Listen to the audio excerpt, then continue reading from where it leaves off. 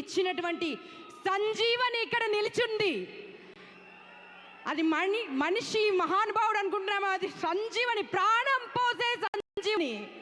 ఒక దేవదూతలా మారి పేద బిడ్డల గుండెల్లో ప్రాణాన్ని నింపుతున్న ఈ మహానుభావుడికి శతకోటి వందనాలు తెలియజేస్తూ మిమ్మల్ని అందరినీ ఉద్దేశించి మాట్లాడవలసిన రిక్వెస్ట్ చేస్తున్నాను. బట్ బిఫోర్ దాట్, హాల్లో ఉన్న ప్రతి ఒక్కరూ మనకిష్టమైన మంత్రం, ఏ పండగ అయినా మనం జపించే మంత్రం, ఏ సెలబ్రేషన్ అయినా మనం జపించే మంత్రం, సినిమా ఎవరిదైనా మనం జపించే మంత్రం ఏంటది? సరిపోలేదబ్బా సౌండ్. బాలయ్య బాబు గారు డైలాగ్ రావాలి. 1 2 3 జై బాలయ్య.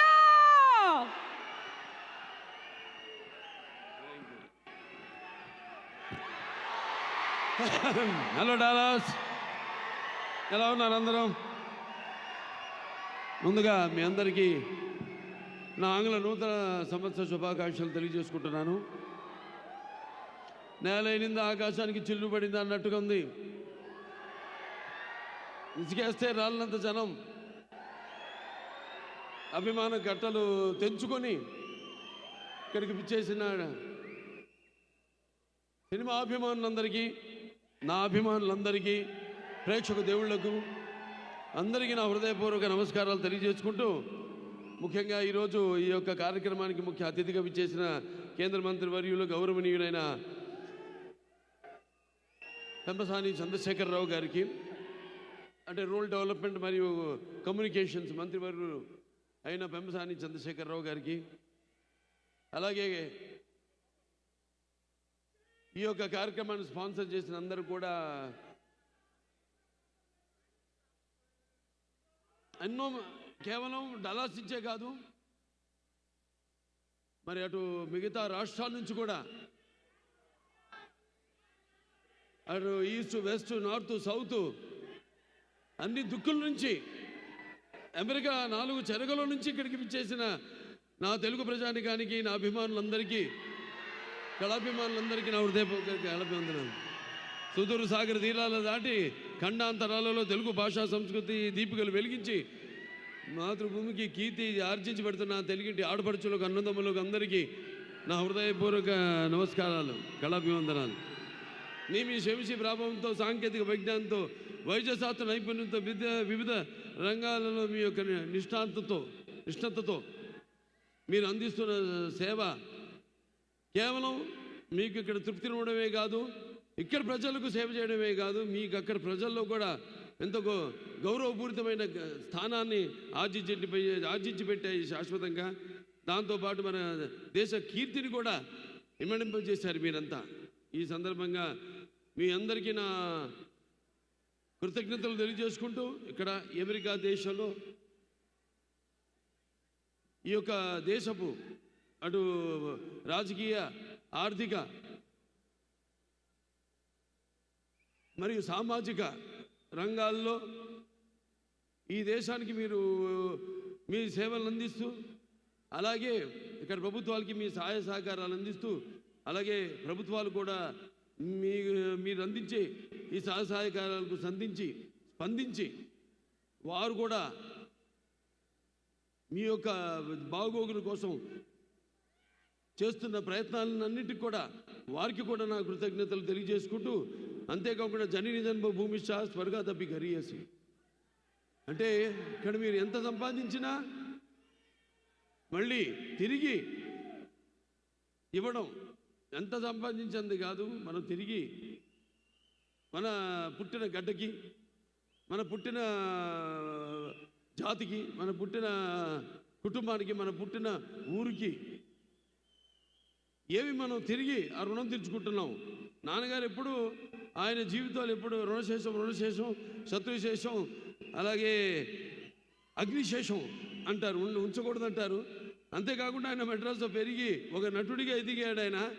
మరి ఆ నీళ్లు తాగి ఆ నీళ్ళతో స్నానం చేసి పెరిగిన ఆయన, ఆ స్థాయికి వచ్చిన ఆయన తిరిగి చెన్నైకి కూడా తిరిగి నీళ్ళు ఇచ్చారంటే నీళ్ళ రుణం కూడా ఉంచుకోలేదు ఎన్టీఆర్. That is NTR. తిరిగి తెలుగు గంగ ద్వారా ఏ చెన్నైకి అయితే నగరానికి నీళ్లు లేవో తాగడానికి ఆ నీళ్లను కూడా తిరిగి ఇచ్చిన మహామనిషి నందమూరి తారక రామారావు గారు. అంటే ముందుగా నాకు ధన్యమైన జన్మనిచ్చి నన్ను మీ అందరి గుండెల్లో ఆయన ప్రతిరూపంగా నిలిపినందుకు దైవాంశ సంభూతుడు. అలాగే నాకు ఆయన కేవలం ఒక తండ్రిగానే కాకుండా నా గురువు, దైవం, ఆయన కారణ జన్ముడు, ఆయన విశ్వవిఖ్యాత నట సార్వభౌమ నటరత్న, తెలుగుదేశం పార్టీ వ్యవస్థాపకులు, అలాగే డాక్టర్ పద్మశ్రీ నందమూరి తారక రామారావు గారికి ఆయన ఈ శత జయంతి సందర్భంగా మొన్న మే 28న జరుపుకున్నాము. ఇక్కడ కూడా చాలా మన వాళ్ళందరూ కూడా జరుపుకున్నారు. మొత్తం అమెరికాలో జరుపుకున్నారు మన వాళ్ళంతా. అలాగే మొన్నటికి మొన్న ఆయన మొదటి సినిమా అయిన మన దేశం విడుదలయ్యి 75 సంవత్సరాలు పూర్తి కావడం, అలాగే నేను ఈ చలనచిత్ర పరిశ్రమలోకి వచ్చి 50 సంవత్సరాలు కావడం, ఇది ప్రపంచ రికార్డు. ఇంతవరకు ఎవ్వరూ ప్రపంచంలో 50 సంవత్సరాలు హీరోగా ఎవరు రాణించలేకపోయారు. ఒక 25-30 సంవత్సరాలు చేయడం, తర్వాత రిటైర్ అవ్వడం, లేకపోతే వేరే క్యారెక్టర్ రోల్స్కి వాళ్ళు షిఫ్ట్ అవ్వడం జరిగింది. కానీ ఒక హీరోగా 50 సంవత్సరాల ఘనత నాకు దక్కింది. అది ఆ పుణ్య దంపతులు బిడ్డగానే పుట్టినందుకు అది వాళ్ళ ఒక ఆశీస్సులు, ఆ కళమ్మ తల్లి ఆశీస్సులు, నా ప్రేక్షక దేవుళ్ళ ఆశీస్సులని నేను భావించుకుంటాను. అంటే రామారావు గురించి ఎంత చెప్పినా ఆ సూర్యుడిని వేలుతో చూపించినట్టే అవుతుంది. ఆయన నడుస్తుంటే మరి పౌరాణికాలు ప్రాణం పోసుకున్నాయి, జానపదాలు జావలీలు పాడాయి, సాంఘికాలు సామాజ వర్గమనాలు అయ్యాయి, పద్యం పదునెక్కింది, పాట నాట నిలిచింది. అలాగే కళామ తల్లి కన్నుల పండుగ చేసుకుంది, గడగలలాడింది, గలగల నవ్వింది. మరి కేవలం మన దేశంలోనే కాదు, ప్రపంచంలో ఎక్కడ మనం వెతికి చూసినా, ఎక్కడ మనం గాలించినా కూడా మరి అటువంటి ఒక నటుడు ఎవరైతే నటనలో పరకాయ ప్రవేశం చేసి అడుమడుగులో ఆ పాత్ర నింపుకుని ఎలాగైతే నటనకు జీవం పోశారో ఆయన, అలాగే ప్రతి పాత్రను, అంటే ఒక రాముడు, కృష్ణుడు, దుర్యోధనుడు, లేకపోతే భీముడు, ప్రతి నాయకుడు కానివ్వండి, నాయకుడు కానివ్వండి ఎలా ఉంటారు అంటే ఒక రామారావు గారు ఒక శిల్పాన్ని చెక్కి శిల్పి కూడా ఆయన ముఖ కవళికలు చెక్కవలసిందే తప్ప, అంటే అటువంటి లార్జర్ దెన్ లైఫ్ జీవితం నందమూరి తారక రామారావు గారికి.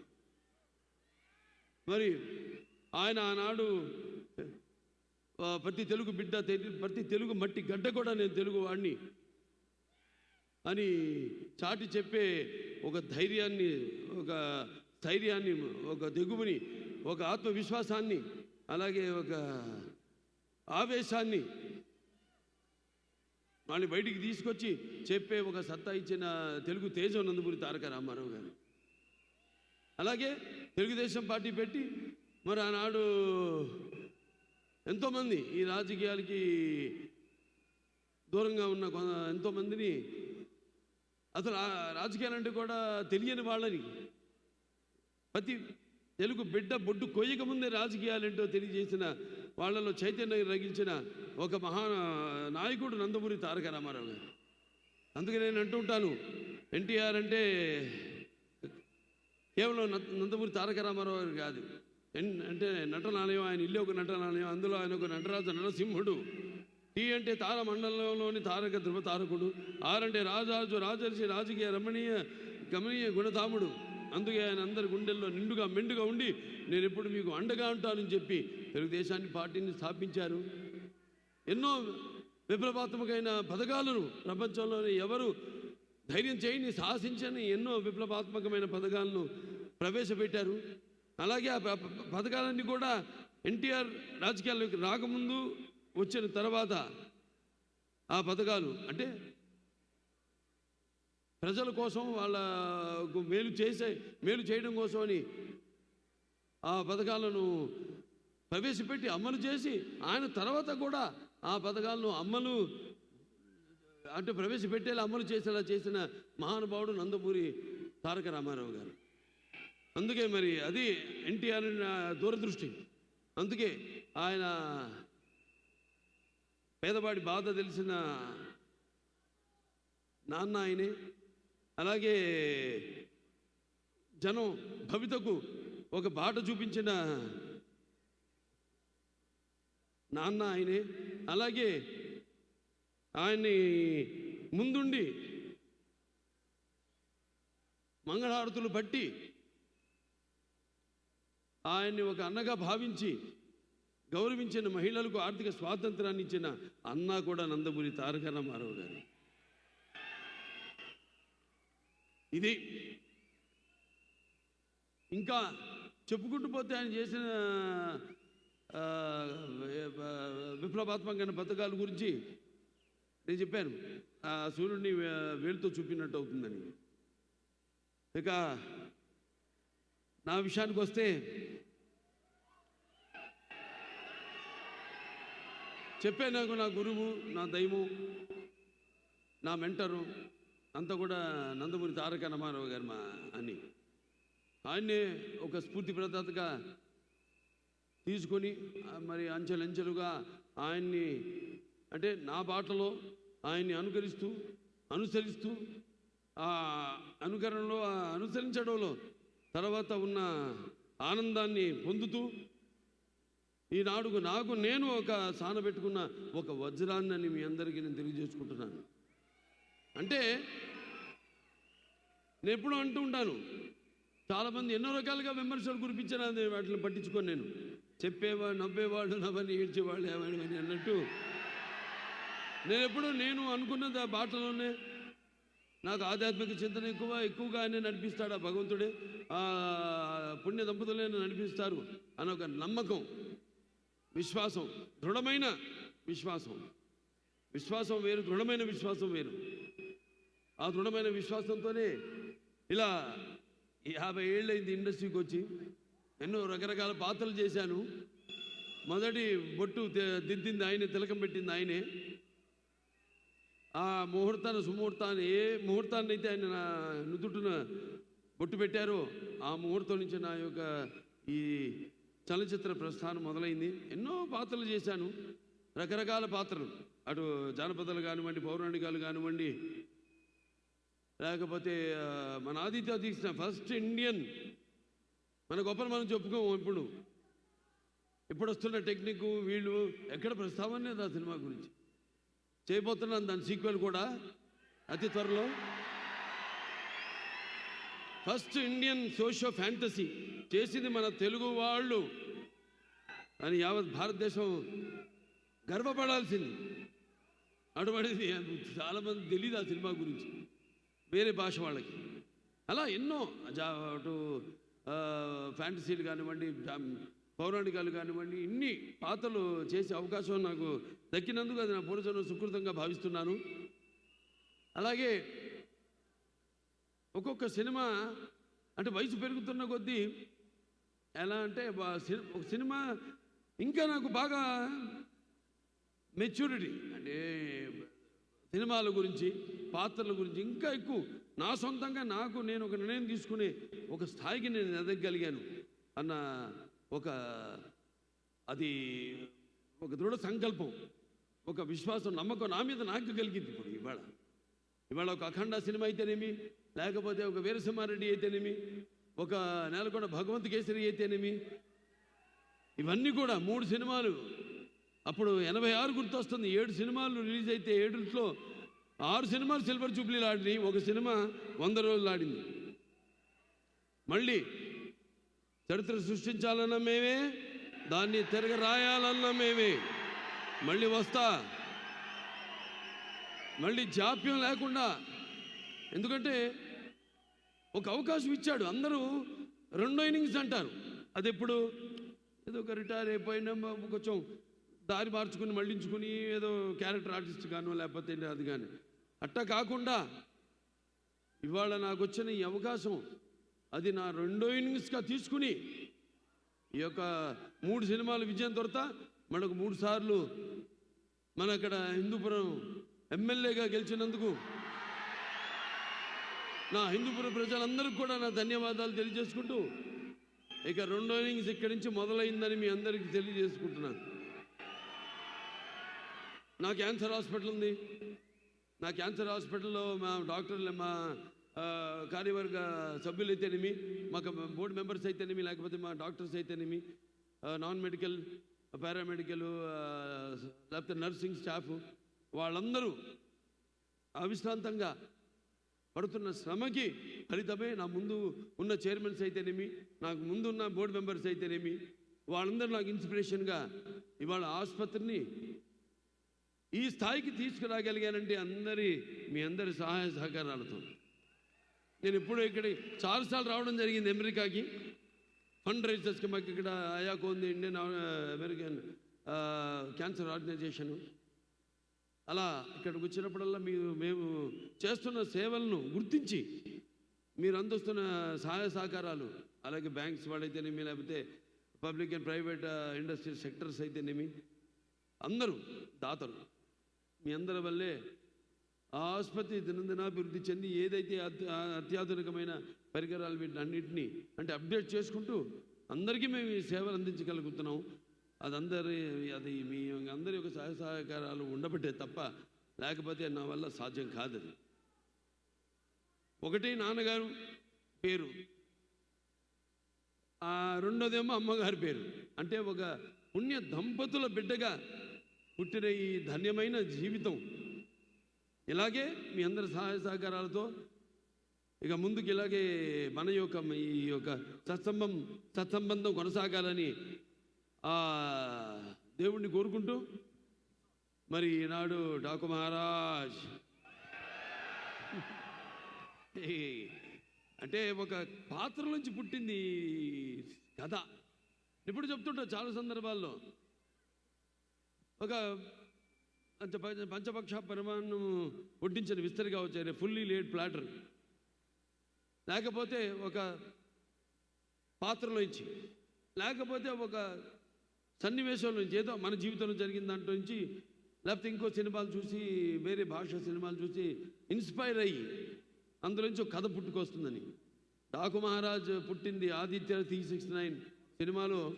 నేను శ్రీకృష్ణదేవరాయలు కృష్ణ కుమారుని కాపాడుతాడు బాణంతో ఉరి తీస్తున్నప్పుడు, ఆ పాత్రలోంచి పుట్టిన కథ డాకు మహారాజ్. పాత్ర, ఆ వేషధారణ, వాచకం, ఆంగికం అన్నీ కూడా పుట్టింది ఒక పాత్రలోంచి. ఆ పాత్ర చుట్టూ ముందు కథ పాత్ర అనుకున్నాం ఇలా ఉంటే బాగుంటుందని, ఆ తర్వాత దాని చుట్టూ కథ అల్లడం జరిగింది. కథ కూడా ఇలాంటి కథ కాదు మరి, ఎందుకంటే బాలకృష్ణ సినిమాని కానీ నాకెంతో బాధ్యత ఉంది సమాజం వైపు. సినిమా అంటే నిన్నట్టే ఎన్నో సందర్భాల్లో కళ్ళు మూసుకున్నప్పుడు కలిగేది కలగంటున్నప్పుడు కలిగేది, అలాగే నిద్రపోతున్న సమాజాన్ని మేల్కొల్పేది కళాని. అలాంటి నా ఒక ఎన్టీ రామారావు అబ్బాయిగా, అలాగే ఒక ప్రజాప్రతినిధిగా నా భుజస్కంధాలపై ఎంతో బాధ్యత ఉంది. మంచి సినిమాలు ఇవ్వాలి, ఒక మంచి సందేశంతో సినిమా ఇవ్వాలి. ఈ సినిమాలో కూడా సందేశం ఉంది, చాలా మంచి సందేశం. రేపు చూస్తారు మీరే, 12 విడుదల కాబోతుంది. సో ఇలా చేసుకుంటూ ఒక్కొక్క పాత్రని ఎలా ఉంటే బాగుంటుంది ఏంటనేది ఇది ఒక సమిష్టి కృషిగా భావిస్తాను నేను. ఇప్పుడు ఏ సినిమా అయినా సరే ఏ ఒక్కడి వల్ల కాదు సినిమా. సో అలాగే నిర్మాత నాగవంశీ గారికి నా మీద, బాబీ డైరెక్టర్ గారి మీద ఉన్న నమ్మకం, మీ ఇద్దరం కూర్చుని మరి అంతా డిస్కస్ చేసి సబ్జెక్ట్ ఎలా ఉంటే బాగుంటుంది అని ఒక డిజైన్ చేసుకుని సబ్జెక్ట్ని చేసిన సినిమాని రేపు రాబోతున్న మన డాకు మహారాజ్. డాకు మహారాజ్ టైటిలే చాలా, ప్రతి టైటిల్ నాకు ఒక ఛాలెంజ్. సరే ఏం చేద్దాం, టైటిల్ ముందు అనౌన్స్ చేద్దామా అంటే వద్దన్నా, నేనే హ్యాపీ వద్దండి, అది సినిమా టీజర్తో పాటు మనం రిలీజ్ చేద్దాం, అప్పుడే ఆ టైటిల్కి ఫుల్ జస్టిఫికేషన్ చేసిన వాళ్ళు అవుతాం. ముందు జనానికి ఎక్కాలి, టైటిల్ ఎక్కాలంటే నా అభిమానులు ఉన్నారు, వాళ్ళే నా ప్రచారకర్తలు. ఏ సినిమా నేను నా ప్రతి అడుగు, ఎందుకంటే నాదొక ఓపెన్ బుక్ అని అందరికి తెలిసిందే, దాపరికాలు లేవు, ప్రతిదీ తెలుసు. కాబట్టి ముందు మరి భావసురాణి జన్మాంతర సౌహృదాన్ని అంటారు. పోయిన జన్మలో ఒకరిద్దరితో మనకు తెలిసిన వాళ్ళు ఉంటే ఈ జన్మలో ఏదో కొంత వాళ్ళిద్దరు ఒక 5-6గురిలో ఒకళ్ళు పొందొచ్చు. కానీ ఇన్ని లక్షల కోట్ల వేల లక్షల కోట్ల మంది అభిమానులు పొందడం అంటే అది మరి ఏ పూర్వజన్మ సుకృతమో లేకపోతే ఏ జన్మల అనుబంధమో, ఏ విడదీయలేని అనుబంధమో కదా నాకు అనిపిస్తూ ఉంటుంది. సో ముందు వాళ్ళని దృష్టిలో పెట్టుకుంటాను. అలా ఒక కథను తయారు చేసుకోవడం. మరి ఈ సినిమా విషయానికి వస్తే అందరూ అద్భుతంగా, అందరూ అంటే నటీనటులు కానివ్వండి, లేకపోతే తాంత్రిక నిపుణులు కానివ్వండి, అందరూ కూడా చాలా అద్భుతంగా ఎవరెవరు వాళ్ళు ఒక కర్తవ్యాన్ని అప్పచెప్పిన పనిని వాళ్ళు 100కి 100 వాటికి న్యాయం చేశారని చూస్తారు రేపు సినిమా స్క్రీన్ మీద. డిఫరెంట్ జానర్ అంటే మన తెలుగువాడు ఏంటనేది కూడా ఈ సినిమాలో ద్వారా తెలియజేయడం జరిగింది.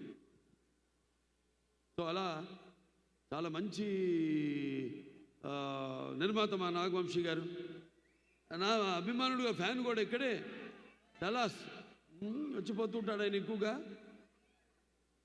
ఆయన ఎంతో ఒక మంచి నిర్మాతలు, అందరూ మంచి నిర్మాతలే. కాకపోతే ఇప్పుడు మీకు తెలుసు ప్రతి వాళ్ళు అందరూ పోటీ పడుతున్నారు. ఏది ఎంత కుంచుకుపోయింది, ప్రపంచం అంతా కుంచుకుపోయింది. ఇన్స్టాగ్రామ్ అని, లేకపోతే వాట్సాప్లని, ఇలా ఎక్కడెక్కడ మొత్తం కుంచుకుపోయిన ఓటీటీ ప్లాట్ఫామ్ కానీ, ఇదంతా కూడా కాంపిటీషన్ పెరుగుతున్నప్పుడు వాటిలన్నిటికీ సవాలుగా నిలబడింది ఒక్క బాలకృష్ణే. రెడీ, వాళ్ళ పని వాళ్ళు చేసుకుంటారు, మన పని మనం చేసుకుందాం అంతే. వాళ్ళ గురించి మనమేది భారంగా భావించకూడదు, లేకపోతే బాధగా భావించకూడదు. వాళ్ళు చేసుకోనివ్వండి. ఎందుకంటే టెక్నిక్ పెరుగుతుంది. టెక్నిక్ పెరుగుతున్న కొద్దీ మరి వస్తున్న తరం కూడా ఆ టెక్నిక్ని అడాప్ట్ చేసుకుని, ఇప్పుడు ఆర్టిఫిషియల్ ఇంటెలిజెన్స్ ఉంది, ఎంతవరకు వాడుకోవాలి అంతవరకు వాడుకోవాలి. దాన్ని మితిమీది వాడితే అది మన మొగుడే కూర్చుంటుంది. అదే అయింది. ఏదో రోబో ఒక చెత్తను తీసుకెళ్ళి పడేయాల్సిన సందర్భంలో క్రషర్లో మనిషిని ఎత్తిపడేసింది తైవాన్లో. సో దేనికి వాడాలి, ఎంతవరకు వాడాలి, మనల్ని అది అధిగమించకుండా మన చెప్పు చేతల్లో ఎప్పుడు టెక్నిక్ అంటాను. Anything is technique. మా ఫిలిం ఇండస్ట్రీ కూడా ఇప్పుడు టెక్నిక్గా ఇవాళ బాగా ఎదిగింది ఇండస్ట్రీ. ఇవాళ పాన్ ఇండియా. ఇవాళ మనం అందరికీ పోటీ ఎక్కడ లేదు అసలు తెలుగు సినిమాలకి. అటువంటి స్థాయికి మనం ఎదిగామంటే అదంతా మన సృష్టికి సృష్టికర్త అయిన మన తెలుగు దర్శకులు, వాళ్ళందరూ కూడా వాళ్ళ మీద నమ్మకం పెట్టుకుని సినిమాలు నిర్మిస్తున్న నిర్మాతలు. నేను చేసిన ఆదిత్య తీసిన నానాడే మొదటి ప్రయత్నం అది. నా నిర్మాత నా మీద పెట్టుకున్న నమ్మకం, డైరెక్టర్ మొత్తం టీం మీద పెట్టుకున్న నమ్మకం ఫలితమే ఆనాడు ఆదిత్య చేసిన ఆయన విజయవంతం కావడానికి. అలా ఒక్కొక్కళ్ళు తమన్ సత్యంగా చెప్పాలి. ఎందుకంటే సప్త సాగర సంకర్షణ జ్వలిత శబ్దోద్భవ మాధురి శబ్దస్వరాలైన సరిగమ పదనీస సంగీత సాహిత్య మధురమైన గీతాలు వినడానికి భాషా భేదం కానీ, ఆడ మగ తేడా కానీ, లేకపోతే దానికి దారిద్రాది పట్టుపిడుపులు కానీ, పండిత పామరాది హెచ్చుతగ్గులు కానీ ఉండమన్నది. అలాగే అభిమానులు దురభిమానులు అనే అడ్డు గోడ ఉండదని నా నమ్మకం. మరి ఈరోజు అద్భుతంగా అఖండ తెలుస్తుంది మనకి. ఇక్కడ అమెరికాలోనే మొదలైంది చరిత్ర. ఏది థియేటర్లో సబ్బూపర్లు బ్లాస్ట్ అయ్యి. కానీ నేను ఒకటే మీకు చెప్పుకుంటున్నా, ఒకటేంటంటే మనం ఎక్కడున్నాం, ఏ దేశంలో ఉన్నాం అన్నది కొంచెం మనం గమనించి అప్రమత్తంగా ఉండి వీళ్ళకి నేను చెప్పి అన్నట్టు మనం కూడా మన సహాయ సహకారాలు అందించాల్సిన అవసరం ఉంది. ఇక్కడ ఓకే, మనకి అక్కడ అలవాటు ఈ కాగితాలు, రంగు కాగితాలు ఎగరేయడాలు, అవన్నీ వాళ్ళకి ఫైర్, ఇవన్నీ వాళ్ళకి న్యూసెన్స్ ఉంటాయి. ఇక్కడ అవన్నీ వాళ్ళు చెప్పినట్టుగా మనం అంటే అల్లరి చేయకుండా ఓకే అల్లరి చేయండి కానీ ఆగమం చేయొద్దు, అది నేను చెప్పేది. ఎలాగో మీ కొన్ని ఏదైతే వాళ్ళు వద్దంటున్నారో మనం గౌరవిస్తే మనమేంటో మనం చాటుకున్న వాళ్ళం అవుతాం, అది నేను చెప్పేది. ఎస్పెషలీ అది జరిగేది నా ఒక్కడికే కాబట్టి నా అభిమానులందరికీ నా తరఫు నుంచి ఒక చిన్న విన్నపం ఏంటంటే, మీరు అల్లరి చేయండి, ఓకే అరవండి, కేకలేయండి, దాని గురించి కాదు, ఆగమం చేయదు థియేటర్లో. ఎందుకంటే అది లేనిపోని మన దీన్నే ప్రతిబింబిస్తుంది. ఎందుకంటే ఇక్కడ కొన్ని రూల్స్ ఉంటాయి, ప్రోటోకాల్స్ ఉంటాయి. ఆ ప్రోటోకాల్స్ అన్నీ మనం పాటించాల్సిన అవసరం ఉంది. మరొకసారి మీరందరికీ, అలాగే మా కెమెరామెన్ గురించి కూడా ప్రత్యేకంగా చెప్పుకోవాలి. విజయ్ కన్నన్ అద్భుతంగా చిత్రాన్ని ఆయన లైటింగ్ స్కీమ్లో దాన్ని అంటే డైరెక్టర్ అది ఎలా అంటే గవర్నమెంట్ లాగే ఉంటుంది. ఎలాగైతే మనం అనుకుంటామో ఈ పథకాలని, కానీ ఇంప్లిమెంట్ చేసేది కింద అధికారులు, క్షేత్రస్థాయి వరకు అధికారులు. అలా డైరెక్టర్ మైండ్లో అనుకున్న షాట్ని కరెక్ట్గా డైరెక్టర్ అనుకున్నట్టు చూపగలిగే సత్తా ఒక కెమెరామెన్ చేతుల్లో ఉంటుంది. అటువంటి అద్భుతంగా కొత్త జోనర్కి తన లైటింగ్ స్కిల్స్తో అద్భుతంగా అందరినీ అందంగా ఎంతో బాగా ఏ పాత్రలు ఇప్పుడు దాంట్లో ఉన్నాయి 2-3 గెటప్లో షేడ్స్ ఉన్నాయి నా పాత్రలు, ఎలా ఉండాలి, ఎలా లైటింగ్ చేయాలి ఏంటి అనేది చాలా బాగా చేశాడు ఆయన. ఇక డైరెక్టర్ బాబీ చాలా అసలు ఇంత సినిమా చేశాడా నాకు ఇప్పటికీ అనిపిస్తుంటుంది. ఎందుకంటే ఎప్పుడు సైలెంట్గా ఉంటాడు, సెట్స్లో ఏమి హడావుడు ఉండదు, చాలా కూల్గా ఉంటాడు మనిషి, క్వైట్గా ఉంటాడు ఆయన. అటువంటిది తనకు కావాల్సింది. అలాగే ఎవరైనా సూచనలు ఇస్తే అవి తీసుకుని ప్రొడ్యూసర్ కానివ్వండి, అనుభవం ఉన్న ప్రొడ్యూసర్ లేకపోతే అనుభవం ఉన్న నటుడు ఇక్కడ ఉన్నాడు, మేము చెప్పినవి మళ్ళీ అంతర్మతనం చేసుకుని ఎంతో అద్భుతంగా స్క్రిప్ట్ని మలిచి, అంటే ముత్యాలు ఏటపాలుగా దొరికితే చూడడానికి ఎంత అందంగా ఉంటాయో అంత అందంగా ఆ నటీనటుల నుంచి హావభావాలని రాబెట్టుకోగలిగిన సత్తా, అలాగే మన మ్యూజిక్ డైరెక్టర్ తమ నుంచి కూడా అద్భుతమైన బాణీలను రాబెట్టుకోగలిగిన, అలాగే అద్భుతమైన సాహిత్యం రచించిన శ్యామ్ గారు అయితేనేమి, అనంత శ్రీరామ్ గారు చాలా అద్భుతంగా అన్నీ కుదురుతాయి. కొన్ని సినిమాలకి అన్నీ బాగా కుదురుతాయి. అందుకంటే ఈ సంవత్సరం రామారావు గారి యొక్క జయంతి ఉత్సవం అయితేనేమి, లేకపోతే ఆయన ఇండస్ట్రీకి ఎంటర్ అయిన 75 సంవత్సరాలు మొన్న పూర్తి అవ్వడం అయితేనేమి, నా ఈ 50 సంవత్సరం కావడం అయితేనేమి, నేను అటు క్యాన్సర్ హాస్పిటల్కి చైర్మన్గా 15 సంవత్సరాలు అయింది నేను ఆ బాధ్యతలు చేపట్టి. ఇవన్నీ ఒక నెక్స్ట్ ఇయర్ మళ్ళీ మనకి సిల్వర్ జూబ్లీ జరుగుతుంది క్యాన్సర్ హాస్పిటల్, 25 సంవత్సరాలు అవుతుంది మన క్యాన్సర్ హాస్పిటల్ పెట్టి. సో ఇలా అన్ని కాకతాళీయం యాదృచ్ఛికం అనుకుంటా అంతా అంతే.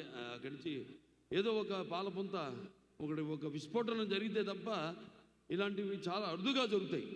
అది నేను నమ్మేవాడిని కాబట్టి సో నేను ఇవన్నీ చేస్తున్నాను అని ఒక అలసట లేకుండా మీరు అందిస్తున్న సహాయ సహకారాలకి ఇంకా ఎంతో చేయాలని ఒక నటుడిగా అయితేనేమి, ఒక క్యాన్సర్ హాస్పిటల్ చైర్మన్గా అయితేనేమి, ఒక సినిమా తీసి ఎంతో కష్టపడి దాని ఒక ఫలితం కోసం ఎదురు చూస్తున్నప్పుడు దాన్ని విజయవంతం చేస్తే అది మా వెన్ను తట్టి మరింకా ఇటువంటి మంచి సినిమాలు మాకు అందజేయండి అని ప్రోత్సహించినట్టే. సో ఇట్లా నేను చేస్తున్న ప్రతి సినిమాని మీరు విజయవంతం చేస్తూ ఇలా వెన్ను తట్టి ప్రోత్సహిస్తున్నందుకు ప్రేక్షక దేవుళ్ళందరికీ నా హృదయపూర్వక ధన్యవాదాలు తెలుసుకుంటూ, అలాగే నా అభిమానులు ముఖ్యంగా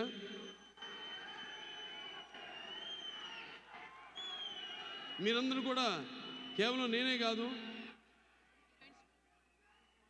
అది నేను చేస్తున్న సేవా కార్యక్రమాలకు స్పందించి మీరు కూడా మీ యొక్క వంతు సహాయ సహకారాలు ఇవాళ ఇప్పుడు మన డల్లాస్ బాలయ్య యువసేన వాళ్ళు $38,500 ఇవ్వడం జరిగింది క్యాన్సర్ హాస్పిటల్కి.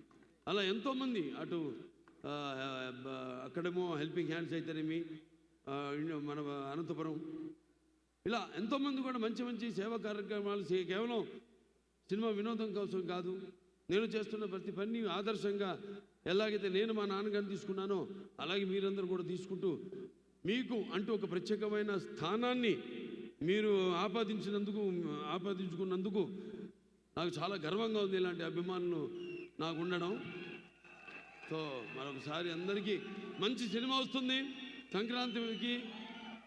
అలాగే సంక్రాంతి అంటే అచ్చమైన తెలుగు పండగ సంక్రాంతి, మన పండగ అని చెప్పుకునే పండగ సంక్రాంతి. తర్వాత ఉగాది అఫ్కోర్స్ చూసే ఉంటారు, మన గౌతమిపుత్ర శాతకర్ణి ఉగాది పండుగ మనం ఎందుకు జరుపుకుంటా ఉన్నది. ఇవాళ మరి ఈ సంక్రాంతి అన్నది ఒక రైతుల పండగ. వాళ్ళు దుక్కు దున్ని నారు పోసి విత్తనాలు, దాని తర్వాత మన నీరు పోసి, ఆ తర్వాత పండాక దాని కోతలు కోసి బస్తాలు నింపి మరి బండ్ల మీదకి ఎక్కించుకుని ఆ సంవత్సరం అంతా పడిన కష్టాన్ని మరిపించే ఒక పండగ సంక్రాంతి. అలాగే సంక్రాంతి అనగానే ఇప్పుడే చూశాను పిల్లల్ని ఎంతో ముస్తాబు చేసి వాళ్ళ తల్లిదండ్రులు పిల్లల దగ్గరికి పంపించి ఎంతో అద్భుతంగా ఎంట్రుకలు నిక్కపొడుచుకునేలా చాలా అద్భుతంగా వాళ్ళు వాళ్ళ నాట్యాన్ని ప్రదర్శించారు. వాళ్ళ తల్లిదండ్రులకి ముందుగా అభినందనలు తెలియజేసుకుంటున్నాను. తర్వాత పిల్లలకి నా ఆశీస్సులు తెలియజేసుకుంటున్నాను. ఈ సంక్రాంతి పండుగ మరి గొబ్బెమ్మలతో, మరి ఒక భోగి మంటలతో, హరిదాసుల కీర్తనలతో, అలాగే కొత్త అల్లుళ్ళతో, మంచి రుచికరమైన పిండి వంటలతో అందరూ కలిసికట్టుగా జరుపుకునే మన ఈ సంక్రాంతి పండగకి చాలామంది ఇక్కడి నుంచి పండగలంటే వస్తున్నారు అక్కడికి. వాళ్ళ మొత్తం కుటుంబాన్ని తీసుకుని, పిల్లల్ని తీసుకుని మన సంస్కృతి సంప్రదాయాల్ని ఇక్కడుంటూ అక్కడికంటే కూడా ఎంతో బాగా వాటిని ఇక్కడ జరుపుకుంటూ కళ్ళకు